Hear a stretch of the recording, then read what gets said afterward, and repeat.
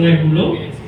Dan kedua, Dr. Mr. Azmi, pakar pembedahan otak daripada Hospital Kuala Lumpur, dan Dr. Tian, pakar neuropsychiatry Hospital Kuala Lumpur. I think soalan pertama saya sebenarnya itu Sawan, dan serba sedikit mengenai apa itu sebenarnya penyakit epilepsi. Terima kasih Dr. Jaya. Terima kasih Dr. Sulawati and HKL team yang invite saya pada hari ini. So soalan pertama ni, apa itu Sawan Okay. Most of us are healthcare worker lah. So Sawan ni disebabkan oleh abnormal activity daripada otak yang turun daripada otak yang kepada kita punya badan lain, usul lah. So semua ini disebabkan oleh abnormal activity daripada otak kita. So mengapa ada abnormal activity ini? So Sawan ni boleh disebabkan oleh banyak sebab.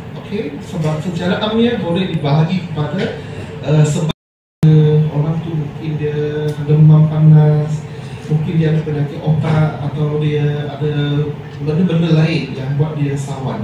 So atau dia punya bacaan electrolyte yang tak normal. So semua ini boleh buat otak ni menghasilkan dan mengakibatkan orang tu Sawan. Tetapi juga ada sebab-sebab yang tak ada provocation, dia Sawan. So kalau epilepsi ini ialah sebab dia lah lebih 2 kali Sawan, more than 24 hour apart lah. Maksudnya 2 kali dalam lebih 24 jam. Maksudnya hari ini Sawan, minggu depan dia Sawan lagi. Dan dia tak ada Sawan sahaja, kita tak semestinya perlu bagi dia Sawan. Tak semestinya perlu bagi dia ubat Sawan. Sebab orang macam tu, dia ada sebab-sebab dia. Kita perlu melawat sebab-sebab dia. Tetapi kalau orang itu baguslah. Okay. So, tapi bukan senang lah nak mengenai pasti Sawan. Sebab Sawan ni, macam yang tadi tu nampak memang baju dan sebagainya, dan hantar dia pergi ke hospital. I think apa yang paling penting kalau yang sangat popular sekarang is pembedahan untuk penyakit epilepsi, dan dikatakan dapat menghentikan Sawan sebanyak 100% actually. Betul ke Mr. Azmi? Okey, terima kasih atas soalan dan terima kasih atas jemputan Dr. Sulawati dengan pasukan lah. Okey, sebelum saya ujian limasan dan didapati bahawa ada struktur yang tidak normal pada otak. Jadi struktur tidak normal ni boleh menyebabkan, nombor satu, dia menyebabkan kawasan keliling dia tu tidak stabil dan mencetuskan rangsangan elektrik yang kemudian dia akan orang kata connection banyak tadi kan, dia akan merebak. Itu yang kadang-kadang Sawan namanya tangan saja gerak dan kemudian merebak ke separuh badan dan akhirnya keseluruhan. Okey, yang itu lesional. Satu lagi, ada juga pesakit yang dia panggil MRI negatif, non-lesional. Tetapi bahagian otak dia, bila kita buat ujian electric activity yang EEG dan sebagainya, dan nampak ada aktiviti yang tidak, orang kata normal di kawasan otak tertentu. Jadi sangat penting kerana kita tahu bahawa dalam 30% pesakit yang mendapat Sawan, kita bagi ubat, dia masih tidak boleh kawal dengan ubat Sawan. Ubat Sawan ni dia sebenarnya dia tidak merawat punca. Katakan dia ada api tu panas. Jadi rawatan dia keliling tu panas, kita sebuh air dekat kawasan tepi tu. Jadi dia kurang panas, tetapi sumber api masih berada. Jadi rawatan pembedahan kita nak buang api. Faham Jadi nombor satu, hanya dalam 30% pesakit yang Sawan ni makan ubat banyak mana pun dia tidak boleh kawal.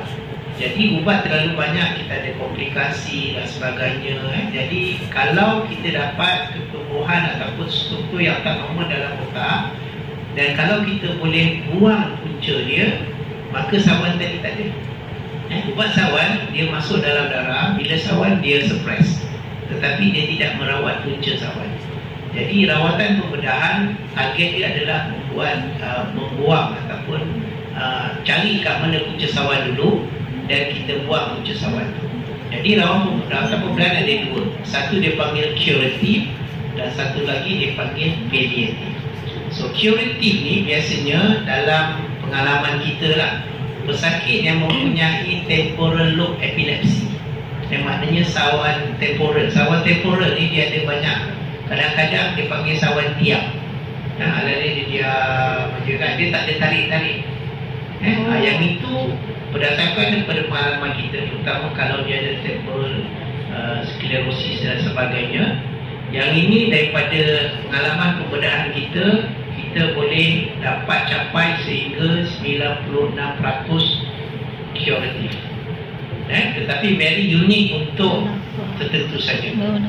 Katakan sawan tu akibat ketumbuhan jaringan, contoh DNET, cortical dysplasia.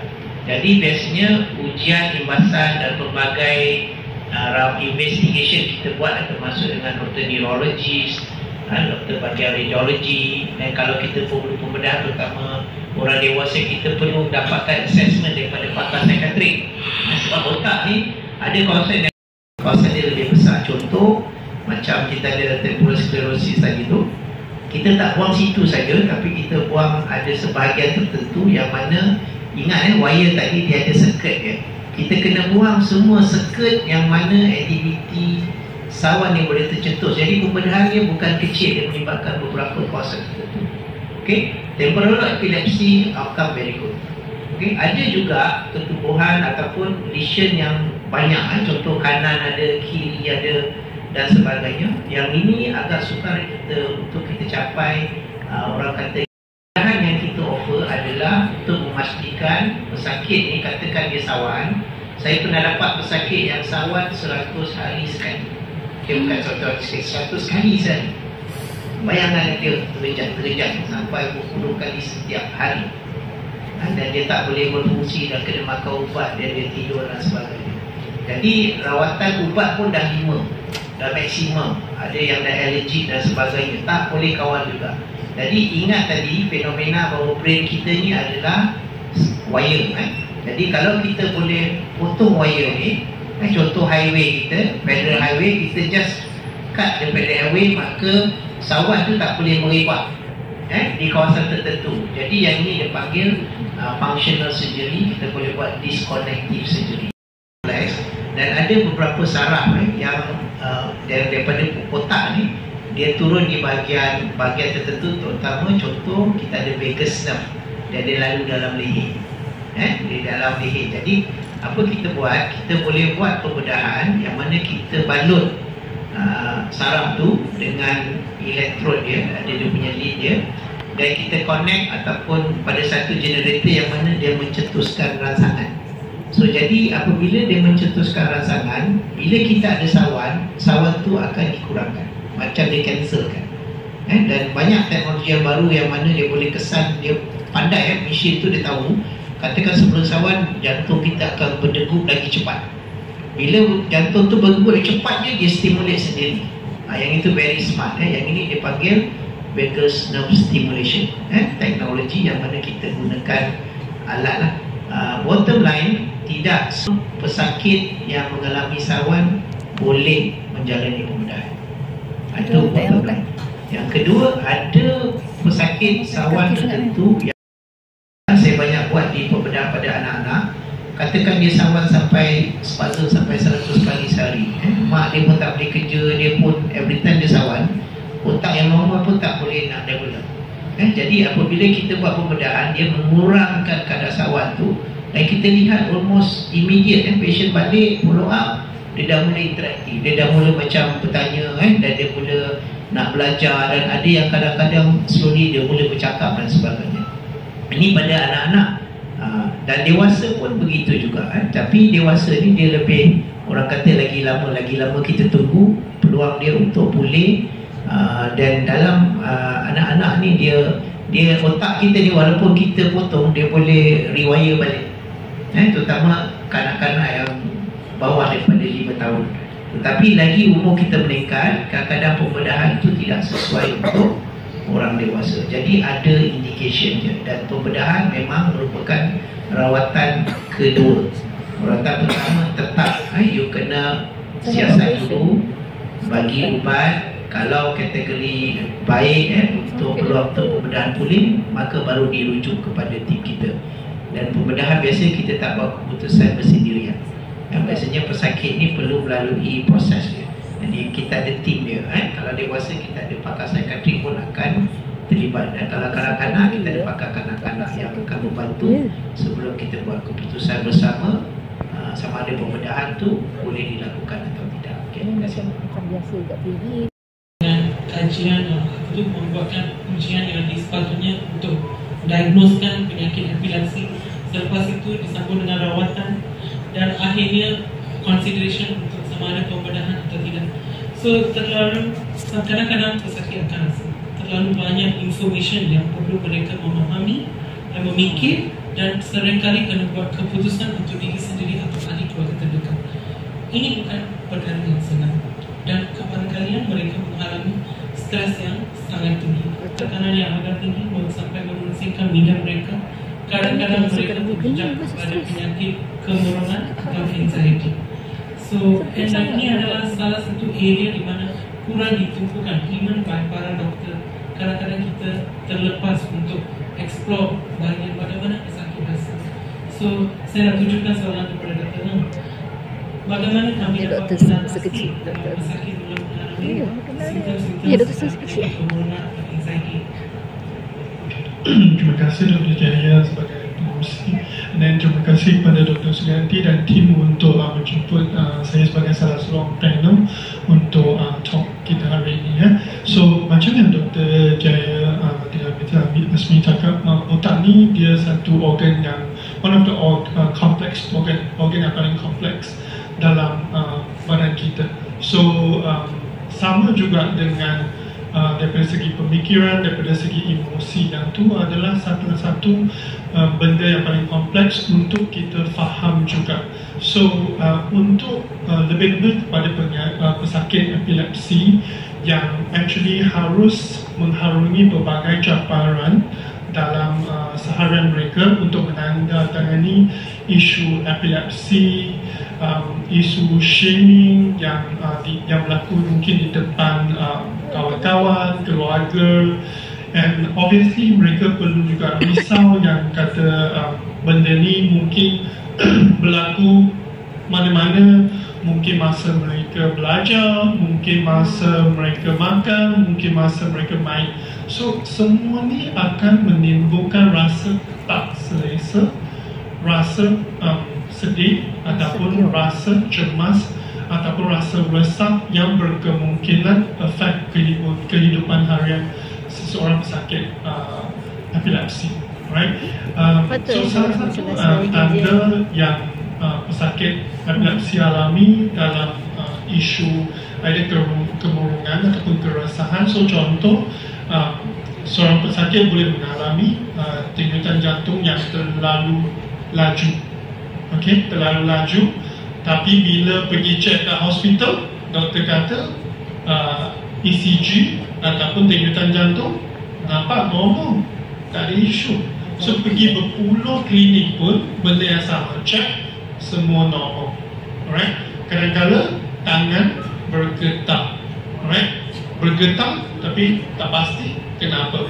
Cek berpuluh hospital pun tak ada satu hospital yang boleh tentukan apa yang actually berlaku. So kadang-kadang simptom-simptom ni lah yang actually mereka harungi dan tak dapat dikenal pasti daripada awal. So seelok-eloknya pesakit yang mempunyai masalah isu daripada gangguan emosi harus dibincang dengan doktor neurologi ataupun doktor neurosurgeon sekiranya mereka mempunyai simptom-simptom yang macam itulah. Sebab kita ada rawatan yang tertentu, contohnya daripada psikoterapi ataupun daripada segi keresahan ataupun daripada segi kemurungan dan isu-isu emosi ataupun gangguan epilepsi lain yang merupakan simptom-simptom berpunca daripada epilepsi. pesakit epilepsi adalah sebenarnya sejenis penyakit psikiatri.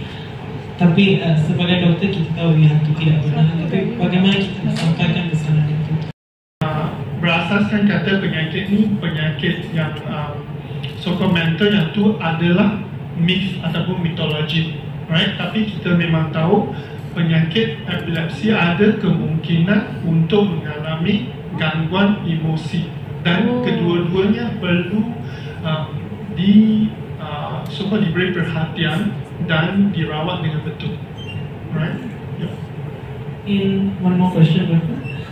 Just nak tanya, contohnya kalau seorang pesakit epilepsi mengalami simptom-simptom yang baru diterangkan tadi, adakah terdapat channel atau nombor yang kita boleh panggil atau website yang kita boleh pergi, atau apakah cara-cara yang kita boleh contact untuk dapat bantu?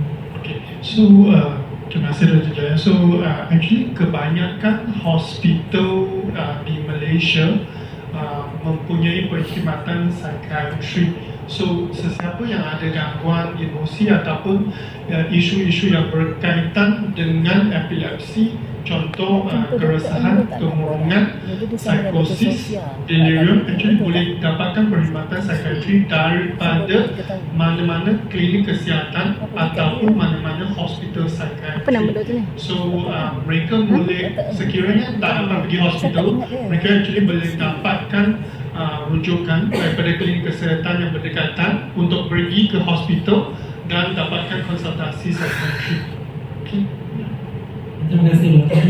I think apa yang kita fahami, stigma adalah salah satu cabaran yang paling besar yang bukan saja kami sebagai para doktor, tapi para hadirin pun sebagai ahli keluarga atau penyakit epilepsi, pesakit epilepsi sendiri sedang menghadapi.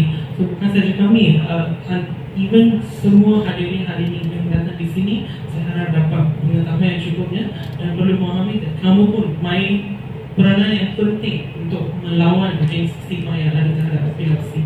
Okay. Nanti salah satu mitos yang saya ingin tanya mungkin waktu itu, apa yang difahami epilepsi mungkin boleh berjangkit atau kadang-kadang epilepsi dibersamakan dengan ilmu hitam. So benar ke Doktor? Sangat obvious, itu bukan betul, itu tidak benar. Epilepsi ini memang tidak berjangkit. Dia tak macam COVID, apa lagi, H1N1 atau HIV, hepatitis B, C, itu 100% epilepsi ini tidak berjangkit. Itu memang sangat pasti. So itu tak payah cerita lagi, itu memang sangat pasti. So siapa cakap berjangkit, datang jumpa saya.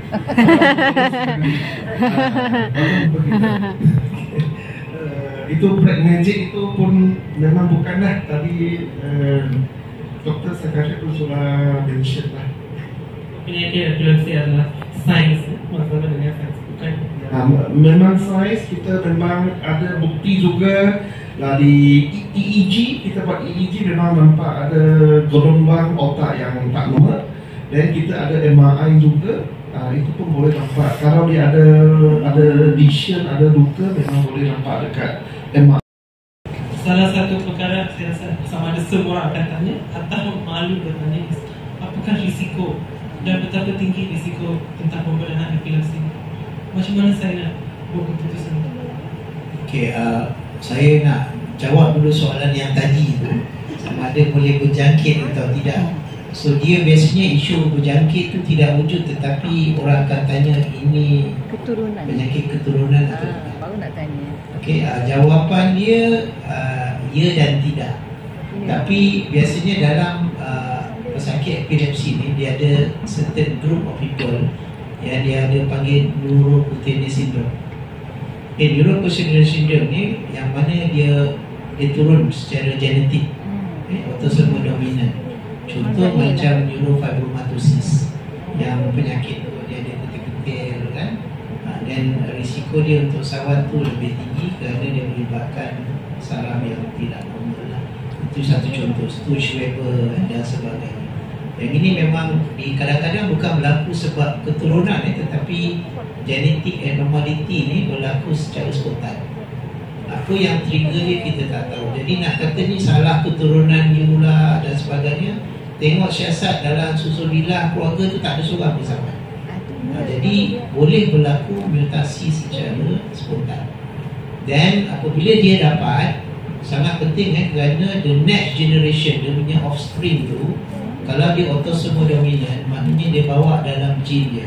Bila dia kahwin, risiko nak dapat anak yang mengalami masalah yang sama adalah 50%. Terutama kalau dia berkahwin dengan orang yang mempunyai masalah yang sama. Jadi ini penting untuk counselling, family planning dan sebagainya.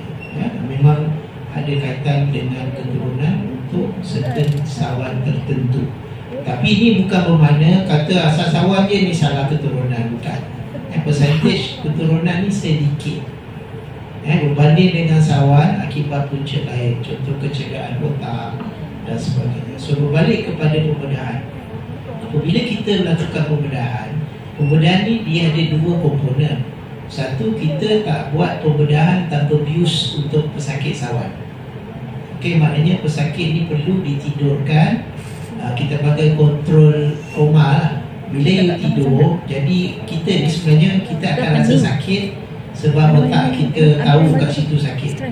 Kalau kita kasih otak tu rehat untuk dikeluarkan dan kadang-kadang dia tak boleh nafas, dan itu risiko bius. Biasanya doktor bius akan terangkan dengan detail. Sebarang komplikasi mungkin boleh berlaku, tetapi doktor akan pastikan semuanya yang terbaik lah. Kita ada checklist kita supaya semuanya okey. Now go to pembedahan. Pembedahan pula, apabila kita lakukan pembedahan, kita kena ingat bahawa otak ni dia duduk dalam tengkorak. Kita tak boleh terus bedah otak. Jadi kita kena buka pintu dia dulu, iaitu kita kena buat irisan di bahagian kulit. Kemudian kita jumpa tulang. Tulang tengkorak ni macam batu, dan kita kena buka tempurung tu, buka pintu dia, dan kita jumpa selaput otak. Dalam selaput otak ni pula kita kena buka lagi, dan bawah tu baru kita jumpa otak. Otak ni dia ada 3 lapisan pula sebelum dia sampai betul-betul otak. Dan salah satu tu dia ada kawasan yang mana air macam bumi lah. Bumi kita ni dalam air. Jadi sama juga dengan otak, dia electrical circuit yang bergerak bebas dalam air. Hebat sangat ciptaan Tuhan. Dan dia boleh laju elektrik berjalan dalam air, otak kita. Jadi risiko pada setiap level tu ada. Termasuk katakan you ada kencing manis, darah tinggi, ada pesakit dia dapat jangkitan kulit, kerana lepas operation bahagian pembedahan tu dapat jangkitan akibat dia punya existing one. So now apabila kita buat pembedahan, of course risiko dia bergantung kepada lokasi pembedahan itu dilakukan. Pada kebiasaan, so far dalam kita punya series lah, kita dapat ada kes antara komplikasi sebab bila kita bedah sampai dalam, kita kena disconnect dan sometimes dia berlaku pendarahan. Pendarahan ni dipanggil intracerebral hemorrhage. That's why lepas pembedahan biasa kita akan rehat dulu dan kita ambil control scan untuk certain case. Kalau ada berlaku pendarahan, kita akan masuk balik. That's why kadang-kadang bukan sekali bedah. Okay? Kadang-kadang kita kena masuk balik kalau boleh, kalau berlaku komplikasi. That's why kita kena check, pastikan sistem darah you okey. Kadang-kadang kita Malaysia ni dia kreatif, macam ubat dia makan. Dia makan ubat kampung lah, apa semua ubat ni dia steroid. So memanglah dia boleh, memang dia rasa elok, tapi ubat steroid ni kadang-kadang dia mengganggu sistem pembukuan darah.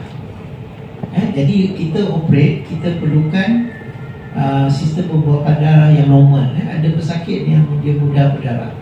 Ada juga pesakit yang mana dia dapat jangkitan. Kita pernah dapat, pernah ada kawan yang doktor juga, dia dapat sawan temporal lobe. Jadi dia goreng mie, tiba-tiba dia pingsan masuk dalam kuali. Kita pun ada kes melibatkan yalah, macam-macam orang. Dia bawa, dia kerja, dia penat, dia bawa kereta, tiba-tiba dapat sawan, dia lambat 7 kereta. Ada yang berenang, ada yang buat sesuatu aktiviti yang mana bukan saja membahayakan diri dia, tetapi juga membahayakan orang yang lain. Katakan dia dapat sawan, dia makan ubat, tak boleh kontrol, dia makan lagi ubat. Ubat ni untuk dia berkesan, dos dia akan meningkat. Certain ubat akan menyebabkan kita rasa letih tidur. Sebab bila kita ni otak tu relax, maka sawan tu dapatlah dikawal. Tapi kita tidak dapat berfungsi. Macam saya cerita budak ada sampai 10 kali sawan mak dia pun tak boleh kerja, dia pun tak boleh buat apa dan a lot of things. Then of course intervention ada risiko. Definitely, sebab kita akan masuk dan kita akan ubah dia punya physiology, sistem electrical otak dan sebagainya tu. Jadi memang ada risiko. Tetapi risiko tu kita akan terangkan dan pesakit pun berhak untuk bertanya doktor dan sebagainya. Tapi sekarang agak mudah kerana maklumat kita boleh dapat daripada elektrik media. Sekarang ada AI lah, DeepSeek dan sebagainya, video dan sebagainya. Kalau boleh kena ada tanggungjawab, kita kena empower ilmu tu pada pesakit dan ahli keluarga bila berlaku sesuatu dan lebih jelas sebab dia faham lah. Saya harap menjawab soalan sikit lah.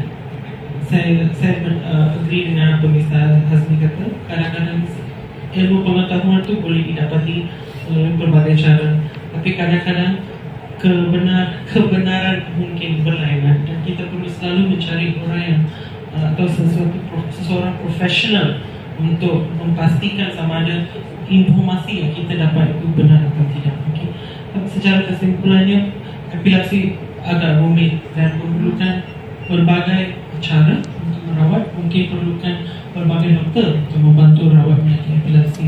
Tapi saya bersyukur dalam golongan kita terdapat 3 orang penyakit epilepsi yang ambil peserta kita yang boleh actually berkongsi mengenai perjalanan mereka dalam perawatan epilepsi. Kita ada Puan Yani, Encik Jamaluddin dan also Miss Stephanie. Sahabat, clear Jadi perlu ada ujian imbasan dan biar doktor tentukan sama ada kes ni perlu dibedah atau tidak. Kadang-kadang abnormality itu yang mana pembedahan pun tak akan selesaikan masalah tu. So lagi elok jangan bedah. Kadang-kadang pembedahan akan lagi teruk. Tetapi kalau ujian imbasan dan sedang bincang dengan tele, dengan EEG, kadang-kadang kita buat PET scan dan sebagainya, dan kita tahu bahawa ini adalah very likely the source. Okay, kalau kita ada opportunity untuk buang the source, dia macam problem solving lah. Cause, things lead to effect. Kalau kita boleh remove the cause, the effect is disappear. If the cause is tumor, it lead to seizure. Remove the tumor, no more seizure. So bila you tak ada seizure, bukan saja you tak dapat sawan dan you boleh berfungsi biasa, dan ada kemungkinan kita boleh tail off dan buang the ubat.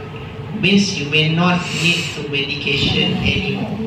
Sebab dia rasa tak sesuai. Sebab bila kita discuss as a group, kadang-kadang doktor tak sure pun kita akan tanya pakar lebih pakar.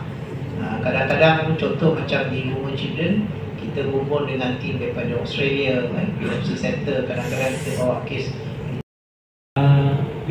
Setiap sakit we plan individualize lah. Okay, tak semestinya rawatan yang diberi kepada orang lain mungkin adalah berfungsi untuk anda juga. Okay, disebabkan kekurangan masa, I think kita dah sampai pada pengharian forum ini. I rasa sangat quite knowledgeable, very interesting questions.